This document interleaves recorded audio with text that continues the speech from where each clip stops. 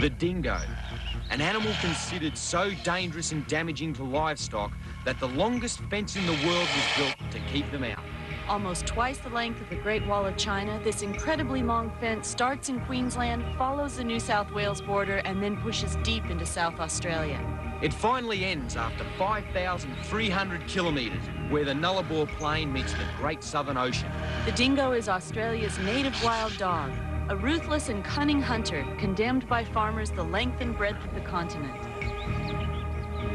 They probably came here from Asia around 4,000 or 5,000 years ago and pushed out any competing predators. It's now the continent's largest land-based predator and one of the few natural enemies of domestic livestock. The dingo has been branded as a thrill killer. Sheep farmers say that dingoes will kill or maim every animal they can catch, when a single victim would be more than enough to provide all the food they need. There's also evidence that when dingoes kill for sport, they go for the strongest, fastest animal in the flock.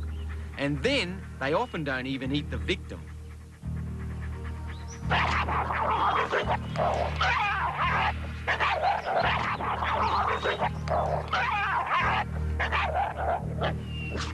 The killing sprees are usually nothing more than a deadly game.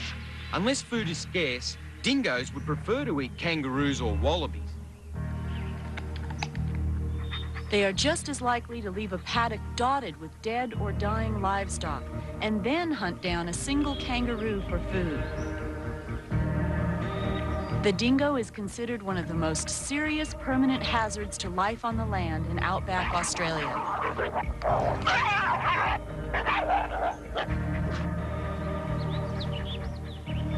The cost to the grazing industry is more than the toll of animals killed in their raids.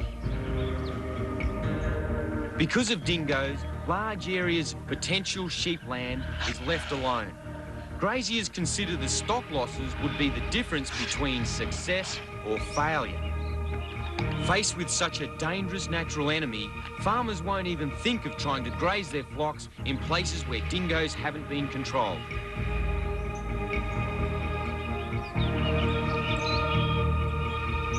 That's the main reason why some governments have put a price on their head.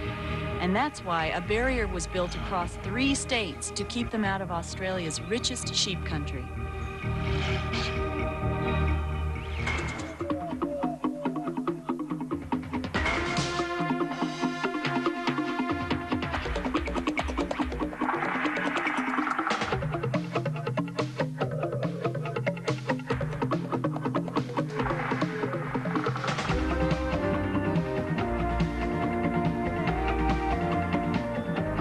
As we continue our journey along the dingo fence, we see the toll of native animals that don't understand these man-made barriers. Kangaroos and wallabies try to jump the fences, and sometimes they don't quite make it. Other animals don't seem to have the intelligence to even realize that there is a solid barrier. We've seen in the last program how Steve had to get between an emu and the fence before it would run to safety. All it wanted to do was batter itself against the mesh. Here's another bird that's hit the fence. Steve wants to check it for injuries.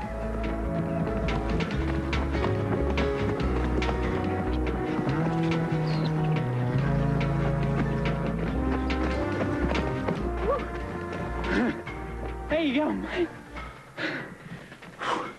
Gee, they can run. You're all right. You're all right. Oh, isn't he a beauty? He's only a youngster. Young emu. It's a bit hot to be chasing things out here. Go on, mate. Away you go. He was a bit slow, but otherwise okay. Normally I wouldn't have a chance of catching a healthy emu. Maybe he's learned a lesson about fences.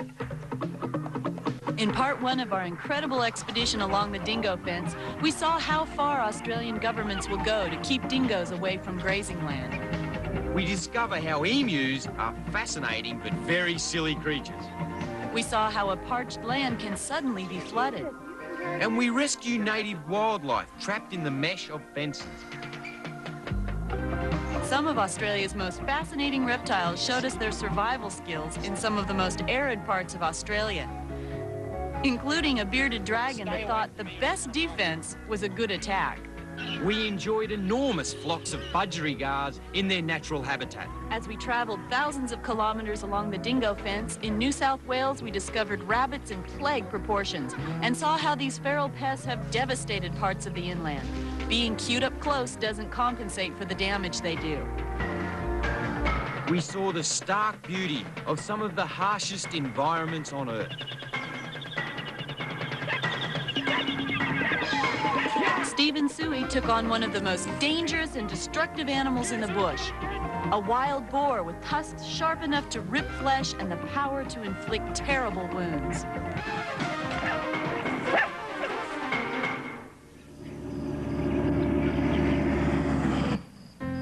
Now, as we continue our expedition along the New South Wales section of the fence, we find ourselves in the middle of a dense population of red kangaroos.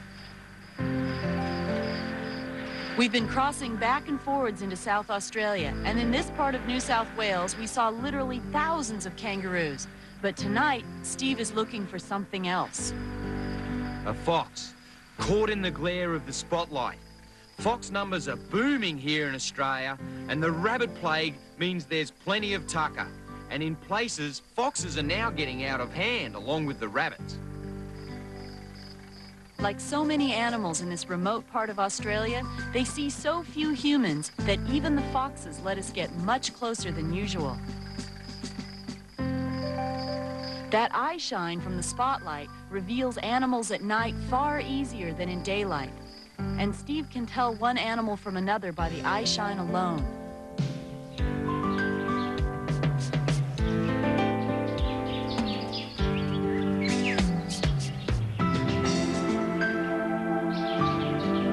We're about to leave the New South Wales border fence and continue our journey along the South Australian dog fence. At more than 2,000 kilometres, this will be the second longest section. That's going to be a little tough. It is. It's going to be very tough. We haven't seen many dingoes so far in our journey. At this time of year, conditions are good, and so is the hunting. With no need to cross into sheep country, the dingoes are widely dispersed in the area outside the fence. And as far as the South Australian government is concerned, they're perfectly welcome to stay there. The policy is no dingoes inside the fence, and they can do what they like outside. But everywhere we go, there's always other wildlife to keep the journey interesting. What are you doing out here? We nearly ran you over. This little bearded dragon is obviously a male. You can see by the size of his head. He has a big, boofy head. This little guy's got a couple little problems. He's kind of thin, and he's got a couple ticks on him. So, I'll just remove it. Get that little tiny one off of there. Where'd it go? There it is. Get that one off of there, too. And you stay off the road, okay? Go on now. This is his best trick. You go on now. There you go. Uh-oh. He's gone under the car. I can hear him scratching on the metal. All we really wanted to do was move him off the road, but it ended up being a detailed search of almost the entire vehicle.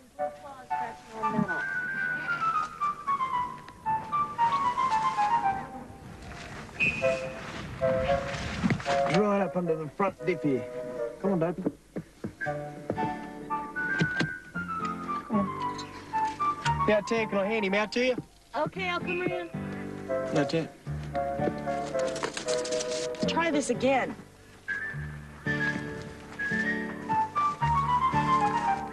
Okay, you ready? You gonna do this right this time? Here we go. Off you go. Quick, quick. Off you go now. Coming up, we encounter some ghosts from the past.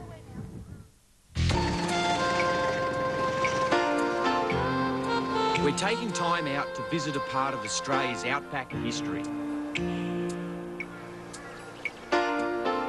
Old Quinamby Homestead, outside the dingo fence, abandoned to the ravages of time and the weather.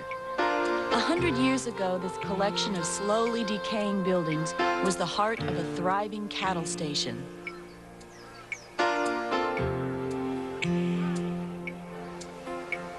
Quinamby was once part of a huge cattle empire covering thousands of square kilometres. It was all owned by one man, Sid Kidman, the cattle king of Australia. When the station was no longer needed, it was simply abandoned to fade away into a ghost settlement. Rabbit hunters sometimes use the buildings as a base camp, but it doesn't take much imagination to see Kidman and his stockmen in the saddle around the remains of these deserted ruins. I just love getting out and around old homesteads. You can see this rubbish stacked up around the area. Creates the perfect haven for snakes, reptiles, all sorts of odds and ends. Oh, whoa, look at this mouse under here. You can see in here, this is her nest. Little baby mice down in there. Plenty of snake food there. No kidding.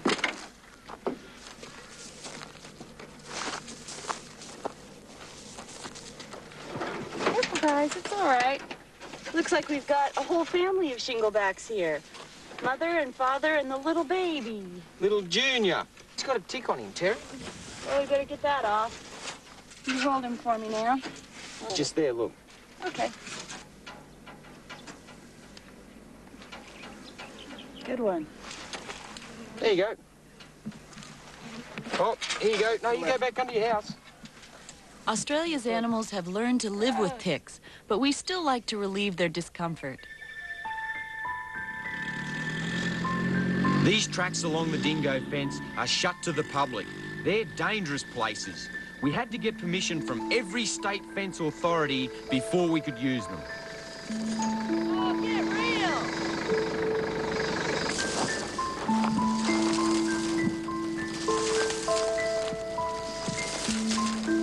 This tumbleweed is evidence that these gates aren't used very often. That'll do, babe. I'll be able to push through there.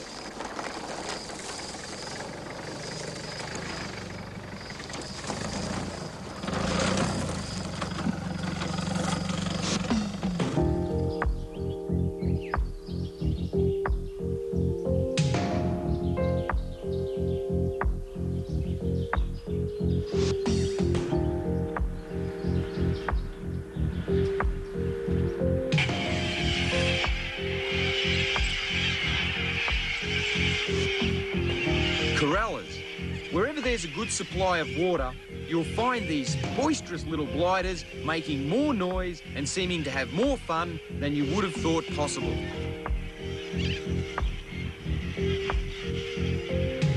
This is one case where human interference in nature has been good for the wildlife.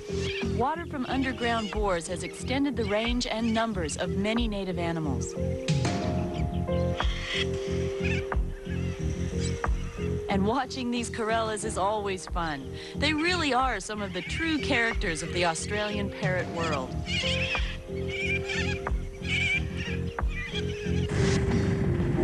This part of the dog fence swings north to enclose one of the most spectacular parts of South Australia. After 3,000 kilometers of fence and flat land, the mountain ranges are irresistible. Let's take a closer look. Here we are in the spectacular Flinders Ranges of South Australia, where the Dingo fence cuts right along the northern section. Beautiful country. Having seen so much dry and dusty track with only scrubby little shrubs, it's a real pleasure to see tall trees again. Silhouetted against the red cliffs of the Flinders, these trees have sent their roots deep into the paths of watercourses that usually flow only after heavy rain.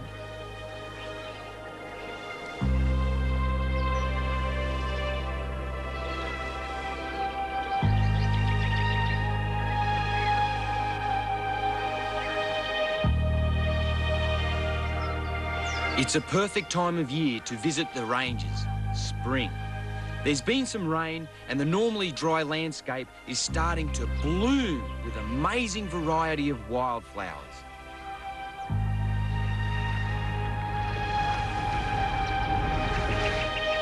Rejoining the fence, we're now encountering some of the most rugged country we've had to travel anywhere along its entire length.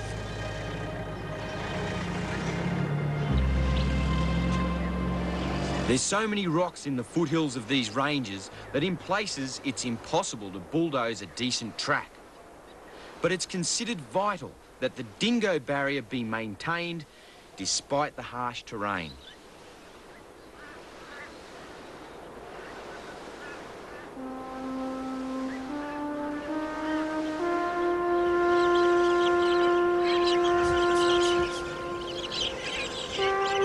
Sheep farmers in this area are in the front line in the fight against the dingoes. Experience has shown that when part of the fence goes down in floods, the results can be devastating. As well as lambs, spring also brings the emu chicks, and it's a great time of year to get close to Australia's largest native bird. While the young emus are with the flock, they don't move as quickly, and we can get some good close photos of them. The emu is one animal where the gender roles are reversed. While the female lays the eggs, the male hatches them and then cares for the young until they're old enough to fend for themselves.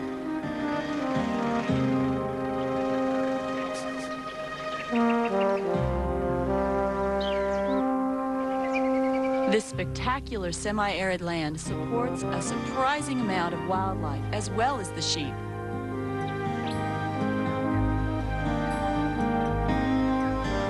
As we've seen in other places, the remains of dingoes are hung out as sort of a public notice that dingoes are in the area. Where the carcass is hung indicates which side of the fence the dingo was caught. When we go to restock our water supplies, we find native animals taking advantage of the man-made water system.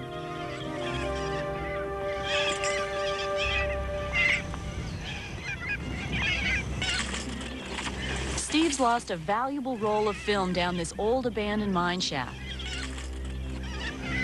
We have no way of knowing how deep this shaft is or what else may have fallen in besides the film. Drop off after that one, isn't there?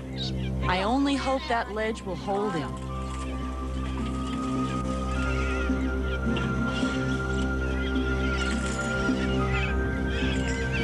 It certainly isn't the safest place to go exploring. The wooden supports are pretty rotten, and it's not a good idea to go down any further. It's just as well Steve decides not to look any further, because what happens next is a graphic warning about the dangers of exploring these old mine shafts that have been abandoned throughout the outback.